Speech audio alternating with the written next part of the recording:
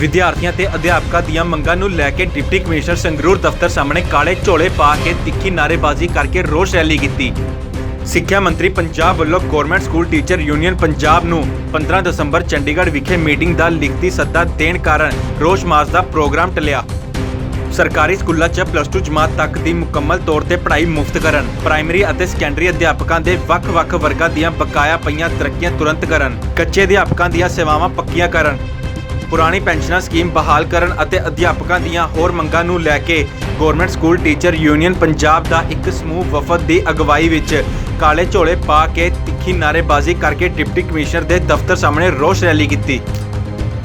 ਸਿੱਖਿਆ ਮੰਤਰੀ ਵੱਲੋਂ ਵਿਦਿਆਰਥੀਆਂ ਦੇ ਮਸਲੇ ਅਤੇ ਅਧਿਆਪਕ ਮੰਗਾਂ ਵੱਲ ਧਿਆਨ ਨਾ ਦੇਣ ਕਾਰਨ ਇਹ ਰੋਸ ਮਾਰਚ ਕੀਤਾ ਗਿਆ ਹੈ। ਇਸ ਮੌਕੇ ਯੂਨੀਅਨ ਨੇ ਮੰਗ ਕੀਤੀ ਕਿ 10ਵੀਂ 12ਵੀਂ ਦੇ ਵਿਦਿਆਰਥੀਆਂ ਤੋਂ ਭਾਰੀ ਪ੍ਰੀਖਿਆ ਫੀਸ ਲੈਣੀ ਬੰਦ ਕਰਕੇ +2 ਤੱਕ ਮੁਫਤ ਵਿੱਦਿਆ ਮੁਹੱਈਆ ਕਰਨ ਦਾ ਵਾਅਦਾ ਸਰਕਾਰ ਪੂਰਾ ਕਰੇ, ਪੁਰਾਣੀ ਪੈਨਸ਼ਨ ਸਕੀਮ ਬਹਾਲ ਕੀਤੀ ਜਾਵੇ, ਅਧਿਆਪਕਾਂ ਦੀਆਂ ਬਣਦੀਆਂ ਤਰੱਕੀਆਂ ਤੁਰੰਤ ਕੀਤੀਆਂ ਜਾਣ, ਹਜ਼ਾਰਾਂ ਦੀ ਗਿਣਤੀ ਵਿੱਚ ਖਾਲੀ ਪੋਸਟਾਂ ਤੁਰੰਤ ਭਰੀਆਂ ਜਾਣ, ਵਲੰਟੀਅਰ ਟੀਚਰਸ ਨੂੰ ਪਿਛਲੇ ਨਿਯੁਕਤ ਦੇ ਸਮੇਂ ਤੋਂ ਕਿਰਤ ਕਾਨੂੰਨ ਨੂੰ ਲਾਗੂ ਕਰਦਿਆਂ ਬਣਦੀ ਤਨਖਾਹ ਤੇ ਹੋਰ ਸਹੂਲਤਾਂ ਦਿੱਤੀਆਂ ਜਾਣ ਅਤੇ ਪੂਰੇ ਸਕੂਲ ਵਿੱਚ ਸੇਵਾਵਾਂ ਰੈਗੂਲਰ ਕੀਤੀਆਂ ਜਾਣ। NSQF ਅਧਿਆਪਕਾਂ ਨੂੰ ਵਿਭਾਗ ਵਿੱਚ ਸ਼ਿਫਟ ਕਰਕੇ ਕੰਪਨੀਆਂ ਨੂੰ ਬਾਹਰ ਦਾ ਰਸਤਾ ਵਿਖਾਇਆ ਜਾਵੇ ਅਤੇ ਕੰਪਨੀਆਂ ਨੂੰ ਜਾਂਦਾ ਕਰੋੜਾਂ ਰੁਪਇਆ ਸਰਕਾਰ ਵਿੱਦਿਆ ਤੇ ਖਰਚ ਕਰੇ। ਕੰਪਿਊਟਰ ਅਧਿਆਪਕਾਂ ਨੂੰ ਸਿੱਖਿਆ ਵਿਭਾਗ ਵਿੱਚ ਸ਼ਿਫਟ ਕੀਤਾ ਜਾਵੇ।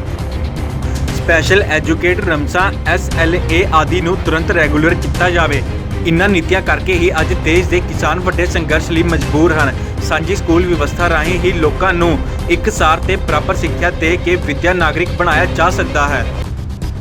ਸਿੱਖਿਆ ਮੰਤਰੀ ਅਤੇ ਪੰਜਾਬ ਸਰਕਾਰ ਸਕੂਲ ਸਿੱਖਿਆ ਵੱਲ ਬਹੁਤਾ ਗੰਭੀਰ ਨਹੀਂ ਹਨ, ਜਿਸ ਕਰਕੇ ਬੇਰੁਜ਼ਗਾਰ ਅਧਿਆਪਕ ਸੜਕਾਂ ਤੇ ਡਾਂਗਾ ਖਾ ਰਹੇ ਹਨ। ਸਿੱਖਿਆ ਬੋਰਡ ਆਪਣੇ ਖਰਚੇ ਚਲਾਉਣ ਲਈ ਗਰੀਬ ਵਿਦਿਆਰਥੀਆਂ ਤੇ ਭਾਰੀ ਬੋਝ ਪਾ ਰਿਹਾ ਹੈ। ਸਕੂਲਾਂ ਵਿੱਚ ਪੂਰੀਆਂ ਕਿਤਾਬਾਂ ਨਹੀਂ ਪਹੁੰਚੀਆਂ ਹਨ। ਆਨਲਾਈਨ ਪੜ੍ਹਾਈ ਦੇ ਨਾਂ ਤੇ ਗਰੀਬ ਮਾਪਿਆਂ ਦੀ ਜੇਬ ਤੇ ਵੱਡਾ ਡਾਕਾ ਪਾਇਆ ਜਾ ਰਿਹਾ ਹੈ। ਇਸ ਕਰਕੇ ਸਕੂਲ ਤੁਰੰਤ ਖੁੱਲ੍ਹਣੇ ਚਾਹੀਦੇ ਹਨ। 3582 ਅਧਿਆਪਕਾਂ ਨੂੰ ਘਰਾਂ ਤੋਂ ਦੂਰ ਦਰੇਡੇ ਲਾ ਕੇ ਉਹਨਾਂ ਨੂੰ ਇੱਕ ਕਿਸਮ ਦੀ ਸਜ਼ਾ ਦਿੱਤੀ ਗਈ ਹੈ।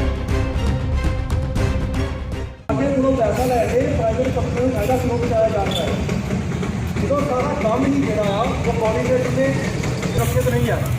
ਪਿਛਲੇ 6-7 ਸਾਲ ਤੋਂ ਉਹ ਆਪ ਹੀ ਸ਼ੋਸ਼ਣ ਦਾ ਸ਼ਿਕਾਰ ਹੋ ਰਿਹਾ। ਉਹ ਕਿੱਦਾਂ ਵਿਦਿਆਰਥੀ ਨੂੰ ਕਹੇਗਾ ਕਿ ਤੁਹਾਡਾ ਭਵਿੱਖ ਬਹੁਤ ਵਧੀਆ, ਤੁਹਾਡਾ ਗਵਰਨਮੈਂਟ ਸਕੂਲ ਟੀਚਰ ਯੂਨੀਅਨ ਦਾ ਬਹੁਤ ਬਹੁਤ ਧੰਨਵਾਦ, ਜਿਨ੍ਹਾਂ ਨੇ ਹਮੇਸ਼ਾ ਹੀ NSQF ਦਾ ਸਾਥ ਦਿੱਤਾ ਹੈ।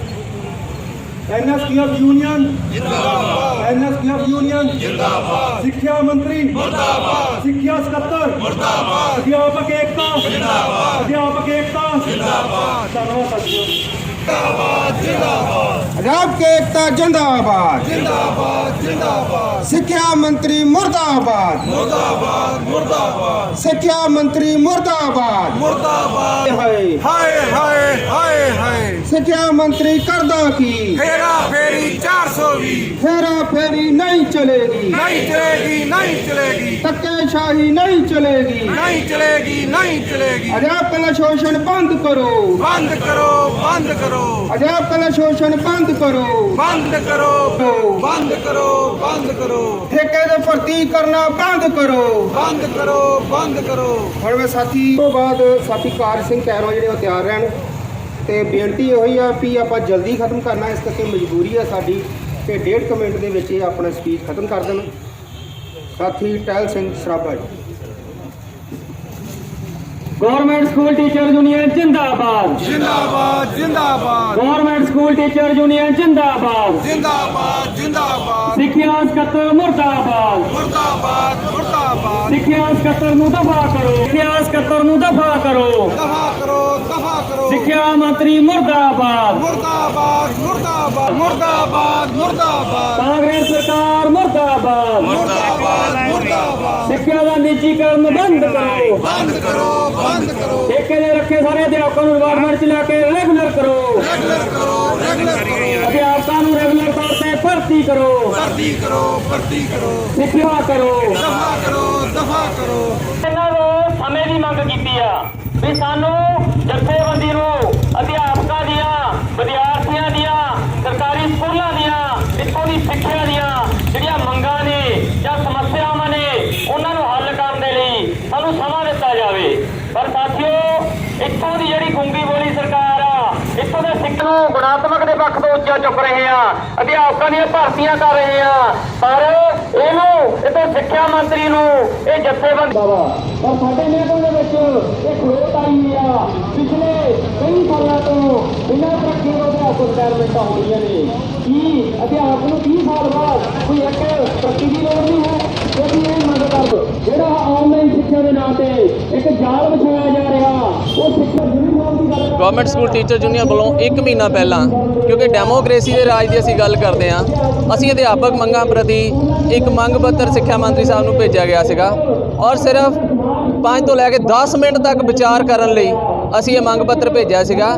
ਜੇ ਸਾਡੀਆਂ ਮੰਗਾਂ ਸੀਗੀਆਂ ਕਿ ਸਾਡੇ ਸਕੂਲਾਂ ਵਿੱਚ ਗਰੀਬਾਂ ਦੇ ਬੱਚੇ ਪੜ੍ਹਦੇ ਆ, ਉਹਨਾਂ ਦੀ ਜਿਹੜੀਆਂ ਪ੍ਰੀਖਿਆ ਫੀਸ ਆ ਉਹ ਬਹੁਤ ਭਾਰੀ ਇਸ ਵਾਰੀ ਲਗਾਈ ਗਈ ਆ ਔਰ ਨਾਲ ਹੀ ਅਸੀਂ ਇਹ ਦੱਸਿਆ ਸੀਗਾ ਕਿ ਇਹ ਜਿਹੜੀ ਫੀਸ ਆ ਪਿਛਲੀ ਵਾਰੀ ਵੀ ਲਈ ਗਈ ਸੀਗੀ, ਜਦ ਕਿ ਇਸ ਤੋਂ ਪਹਿਲਾਂ ਸਿਸਟਮ ਕੀ ਚੱਲਦਾ ਹੁੰਦਾ ਸੀਗਾ ਕਿ ਜਿਹੜੇ ਬੱਚਿਆਂ ਦੀ ਜਿਹੜੀ ਫੀਸ ਆ ਉਹ ਭਲਾਈ ਵਿਭਾਗ ਤੋਂ ਲੈ ਕੇ ਜਿਹੜਾ ਬੋਰਡ ਆਪ ਲੈਂਦਾ ਸੀ ਔਰ ਬੋਰਡ ਨੇ ਹੁਣ ਆਪਣਾ ਇੱਕ ਪੱਲਾ ਝਾੜ ਲਿਆ ਹੈਗਾ ਔਰ ਇਹ ਕਿਹਾ ਜਾ ਰਿਹਾ ਆ ਕਿ ਸਾਨੂੰ ਜਿਹੜਾ ਭਲਾਈ ਵਿਭਾਗ ਦਿੰਦਾ ਨਹੀਂ, ਇਸ ਕਰਕੇ ਸਾਰੇ ਦਾ ਸਾਰਾ ਜਿਹੜਾ ਬੋਝ ਆ ਉਹ ਗਰੀਬ ਮਾਪਿਆਂ ਦੇ ਸਿਰ ਤੇ ਸਿੱਟ ਦਿੱਤਾ ਗਿਆ।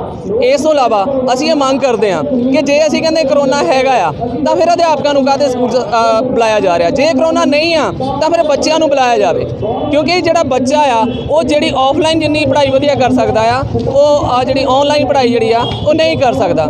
ਇਸ ਤੋਂ ਇਲਾਵਾ ਸਾਡੇ ਜਿਹੜੇ ਹਜ਼ਾਰਾਂ ਜਿਹੜੇ ਅਧਿਆਪਕ ਆ ਉਹਨਾਂ ਤੋਂ ਨਿਗੁਣੀਆਂ ਤਨਖਾਹਾਂ ਤੇ ਜਿਹੜਾ ਕੰਮ ਕੀਤਾ ਜਾ ਰਿਹਾ ਹੈਗਾ, ਉਹਨਾਂ ਦੀ ਬਿਲਕੁਲ ਦੂਜੀ ਨਹੀਂ ਸੁਣਾਈ ਨਹੀਂ ਕੀਤੀ ਜਾ ਰਹੀ। ਕਈ ਸਾਲ ਤੋਂ 5-5 ਹਜ਼ਾਰ ਦੇ ਇੱਕ ਅਧਿਆਪਕ ਜਿਹੜਾ ਪੜ੍ਹਾ ਰਿਹਾ ਹੈਗਾ। ਸੋ ਇਦਾਂ ਦੀਆਂ ਹੋਰ ਬਹੁਤ ਸਾਰੀਆਂ ਮੰਗਾਂ ਸੀਗੀਆਂ।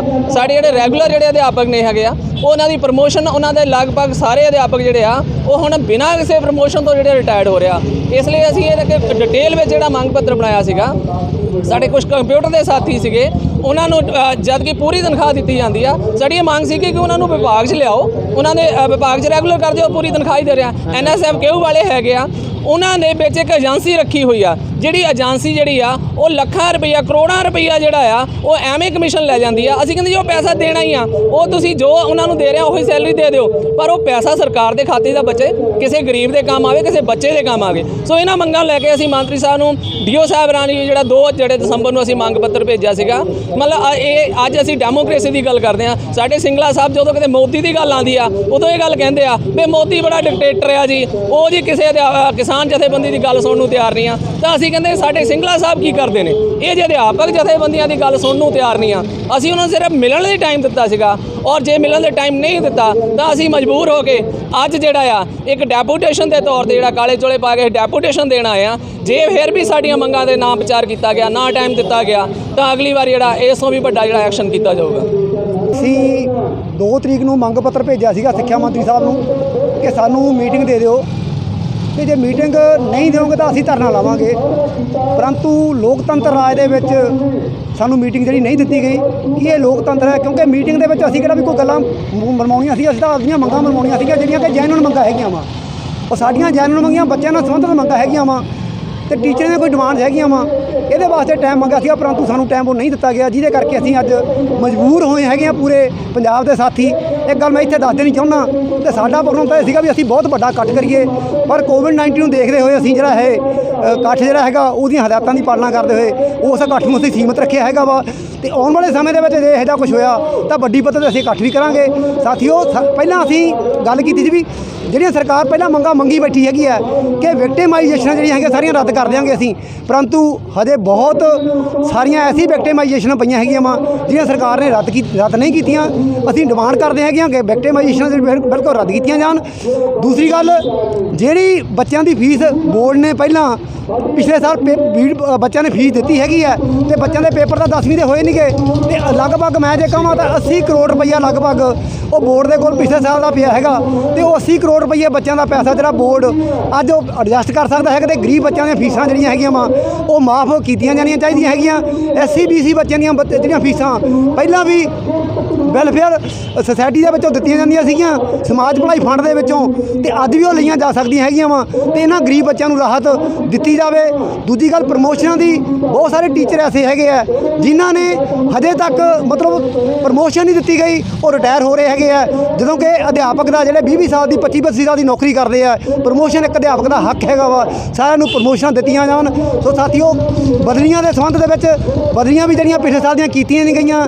ਕੰਪਿਊਟਰ ਟੀਚਰ ਜਿਹੜੇ ਹੈਗੇ ਆ, ਸਰਕਾਰ ਸਾਰਾ ਕੁਝ ਪੂਰੀਆਂ ਤਨਖਾਹਾਂ ਦਿੰਦੀ ਹੈਗੀ ਆ, ਸਾਰੇ ਨਿਯਮ ਲਾਗੂ ਕਰਦੀ ਹੈਗੀ ਆ, ਤੇ ਪਰ ਉਹਦੇ ਵਿੱਚ ਕਿਉਂ ਨਹੀਂ ਲੈ ਕੇ ਆਉਂਦੀ ਹੈਗੀ, ਮਹਿਕਮੇ ਦੇ ਵਿੱਚ ਕਿਉਂ ਨਹੀਂ ਲੈ ਕੇ ਆਉਂਦੀ। ਸਾਡੀ ਡਿਮਾਂਡ ਹੈਗੀ ਆ, ਜਿੰਨੇ ਵੀ ਕੱਚੇ ਅਧਿਆਪਕ ਆ ਪੱਕੇ ਕੀਤੇ ਜਾਣ, ਉਹ ਸਾਰੇ ਅਧਿਆਪਕਾਂ ਦੀ ਭਰਤੀ ਰੈਗੂਲਰ ਔਰ ਮਹਿਕਮੇ ਦੇ ਵਿੱਚ ਕੀਤੀ ਜਾਵੇ, ਚਾਹੇ ਉਹ ਮੈਰੀਟੋਰੀਅਸ ਸਕੂਲ ਨੇ, ਚਾਹੇ ਉਹ ਸਾਰੇ NSQ ਵਾਲੇ ਸਾਥੀ ਨੇ, ਕੋਈ ਵੀ ਹੈਗਾ। ਮਤਲਬ ਜਿਹੜੀ ਕੈਟਾਗਰੀ ਪ੍ਰਾਈਵੇਟ ਸ਼ਬਦ ਹੀ ਬੰਦ ਹੋਣਾ ਚਾਹੀਦਾ ਹੈਗਾ। ਸਾਰੀ ਕੈਟਾਗਰੀ ਉਹ ਗਵਰਨਮੈਂਟ ਸਕੂਲਾਂ ਦੇ ਅੰਡਰ ਹੋਣੀ ਚਾਹੀਦੀ ਹੈ, ਕਿਉਂਕਿ 1964 ਦੇ ਵਿੱਚ ਜੋ ਕਾਮਨ ਸਕੂਲ ਸਿੱਖਿਆ ਸਿਸਟਮ ਲਾਗੂ ਹੋਇਆ ਸੀਗਾ, ਉਹਦੇ ਮੁਤਾਬਕ ਅੱਜ ਵੀ ਉਹ ਸਿਸਟਮ ਲਾਗੂ ਹੋਣਾ ਚਾਹੀਦਾ। ਜੋ ਪਾਲਿਸੀ ਸੈਂਟਰ ਸਰਕਾਰ ਨੇ ਬਣਾਈ ਹੈਗੀ ਹੈ, ਉਹ ਪਾਲਿਸੀ ਬਿਲਕੁਲ ਗਲਤ ਹੈ। ਉਸ ਪਾਲਿਸੀ ਦੇ ਏਜੰਡੇ ਅਸੀਂ ਭੇਜੇ ਵੀ ਹੈ ਸੈਂਟਰ ਗਵਰਨਮੈਂਟ ਨੂੰ, ਪੰਜਾਬ ਗਵਰਨਮੈਂਟ ਨੇ ਵੀ ਵਿਰੋਧ ਕੀਤਾ, ਪਰੰਤੂ ਅਸੀਂ ਇਹ ਗੱਲ ਕਹਾਂਗੇ ਕਿ ਉਹ ਪਾਲਿਸੀ ਰੱਦ ਹੋਣੀ ਚਾਹੀਦੀ ਹੈ। ਕਠਾਰੀ ਕਮਿਸ਼ਨ ਦੀ ਜਿਹੜੀ ਰਿਪੋਰਟ ਹੈ, ਉਹ ਪਾਲਿਸੀ ਹੈਗੀ ਹੈ, ਕਾਮਨ ਸਕੂਲ ਸਿਸਟਮ ਵਾਲੀ ਪਾਲਿਸੀ ਹੈਗੀ ਹੈ, ਉਹ ਲਾਗੂ ਹੋਣੀ ਚਾਹੀਦੀ ਹੈ, ਜਿਹਦੇ ਵਿੱਚ ਗਰੀਬ ਤੇ ਅਮੀਰ ਦੇ ਬੱਚੇ ਦੇ ਵਿੱਚ ਫਰਕ ਨਾ ਪੈ ਸਕੇ। ਉਹ ਸਾਰੇ ਬੱਚੇ ਜਿਹੜੇ ਹੈਗੇ ਆ ਇੱਕ ਕੈਟਾਗਰੀ ਦੇ ਵਿੱਚ ਇੱਕੋ ਸਕੂਲਾਂ ਵਿੱਚ ਵਿੱਦਿਆ ਪ੍ਰਾਪਤ ਕਰ ਸਕਣ। ਉਹ ਸਾਰੇ ਸਰਕਾਰੀ ਸਕੂਲ ਹੀ ਹੋਣੇ ਚਾਹੀਦੇ ਹੈਗੇ ਆ, ਔਰ ਪ੍ਰਾਈਵੇਟ ਕਿਸਮ ਦਾ ਕੋਈ ਵੀ ਸਕੂਲ ਨਹੀਂ ਹੋਣਾ ਚਾਹੀਦਾ। ਔਰ ਜਿਹੜਾ ਤੰਤਰ ਮੰਤਰ ਪ੍ਰਾਈਵੇਟਾਂ 'ਤੇ ਸਰਕਾਰ ਖਰਚ ਕਰਦੀ ਹੈਗੀ, ਉਹਨਾਂ ਨੂੰ ਗਰੰਟਾਂ ਦਿੰਦੀ ਹੈਗੀ ਹੈ, ਉਹ ਟੋਟਲ ਤੰਤਰ ਮੰਤਰ ਸਰਕਾਰੀ ਸਕੂਲਾਂ ਦੇ ਵਿੱਚ ਹੋਣਾ ਚਾਹੀਦਾ ਹੈਗਾ ਵਾ। ਸੋ ਸਾਡੀ ਜਿਹੜੀ ਪ੍ਰਮੋਸ਼ਨ ਦੀ ਜਾਂ 50% ਕੋਟੇ ਦੀ ਗੱਲ ਕਰਦੇ ਹੈਗੇ ਅਸੀਂ, ਉਹ ਕੋਟਾ ਵੀ ਜਿਹੜਾ 25 ਤੋਂ 50% ਕਰਤਾ ਦੂਜਿਆਂ ਤੋਂ, ਉਹ ਸਾਡਾ ਕੋਟਾ ਘਟਾਤਾ। ਸਾਡਾ ਕੋਟਾ ਵੀ ਜਿਹੜਾ ਹੈਗਾ ਵਾ ਉਹ ਮਤਲਬ 75% ਜਿਹੜਾ ਪਹਿਲਾਂ ਸੀਗਾ 75% ਰੱਖਿਆ ਜਾਵੇ। ਇਹ ਸਾਡੀ ਡਿਮਾਂਡ ਹੈ। ਇਹੀ ਟੇਬਲ ਟਾਕ ਕਰਨ ਦੀ ਖਾਤਰ ਅਸੀਂ ਗੱਲ ਕਰਨੀ ਸੀਗੀ ਮੰਤਰੀ ਸਾਹਿਬ ਨਾਲ, ਪਰੰਤੂ ਬੜੇ ਦੁੱਖ ਦੀ ਗੱਲ ਹੈ ਕਿ ਮੰਤਰੀ ਸਾਹਿਬ ਨੇ ਸਾਨੂੰ ਇੱਥੇ ਆਉਣ ਵਾਸਤੇ ਮਜਬੂਰ ਕੀਤਾ। ਸੋ ਅਸੀਂ ਆਸ ਕਰਦੇ ਹੈਗੇ ਹਾਂ ਕਿ ਮੰਤਰੀ ਸਾਹਿਬ ਸਾਨੂੰ ਮੀਟਿੰਗ ਦੇਣਗੇ ਔਰ ਸਾਡੀਆਂ ਮੰਗਾਂ ਵੱਲ ਖਾਸ ਧਿਆਨ ਦੇਣਗੇ। ਧੰਨਵਾਦ। ਅਗਰ ਜੇ ਮੰਗਾ ਤੁਹਾਡੀ ਨਾ ਮੰਨਿਆ ਗਿਆ, ਅਗਲਾ ਕਦਮ ਕੀ ਹੋਏਗਾ ਤੁਹਾਡਾ? ਅਸੀਂ ਇਸ ਤੋਂ ਬਾਅਦ ਵੱਡਾ ਪ੍ਰੋਟੈਸਟ ਕਰਾਂਗੇ। ਅਸੀਂ ਧਰਨੇ ਮੁਜ਼ਾਹਰੇ ਅਸੀਂ ਮਤਲਬ ਜਿਹੜਾ ਹੈਗਾ ਸਿੱਖਿਆ ਮੰਤਰੀ ਦਾ ਘਰਾਓ ਵੀ ਕਰਾਂਗੇ। ਚੰਡੀਗੜ੍ਹ ਦੇ ਵਿੱਚ ਵੱਡੇ ਧਰਨੇ ਜਿਹੜੇ ਹੈਗੇ ਅਸੀਂ ਉਹ ਲਾਉਣ ਦੀ ਪ੍ਰਪੋਜ਼ਲ ਸਾਡੀ ਬਣਦੀ ਪਈ ਹੈਗੀ ਆ, ਔਰ ਪੂਰਾ ਜਿੰਨਾ ਚਿਰ ਅਸੀਂ ਵੱਧ ਤੋਂ ਵੱਧ ਜੋ ਸਟਰਗਲ ਹੋਊਗਾ ਉਹਨੂੰ ਪੂਰਾ ਲੜਾਈ ਲੜਨ ਦੀ ਕੋਸ਼ਿਸ਼ ਕਰਾਂਗੇ। ਇਹ ਸਾਡੀ ਜਿਹੜੀ ਹੈਗੀ ਆ ਲੋਕਾਂ ਦੀ ਮੰਗ ਅਸੀਂ ਪਿੱਛੇ ਨਹੀਂ ਜਾਣ ਦੇਵਾਂਗੇ। ਧੰਨਵਾਦ।